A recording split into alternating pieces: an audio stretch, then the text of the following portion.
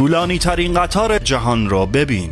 فقط تصور کن یه قطار 7 کیلومتری جلوت وایستاده، انقدر بزرگه که انتهاش دیده نمیشه. این هیولای آهنی با وزن 100 میلیون کیلوگرم قدرت جابجایی 82 میلیون کیلو بار سنگ آهن رو داره. برای یه بار حتی تا مرز 180 میلیون کیلوگرم هم رفت.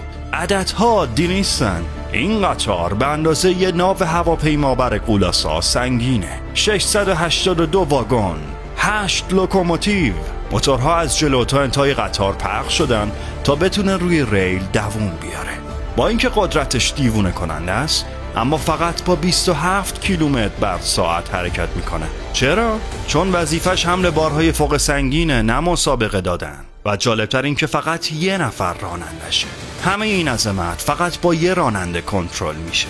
این قطار یه شاهکار مهندسیه که هم هزینه ها رو پایین نگه میداره و هم به محیط زیست رحم میکنه. اگه از این چیزای عجیب و باور نکردنی خوشت میاد، پس حتما منو دنبال کن.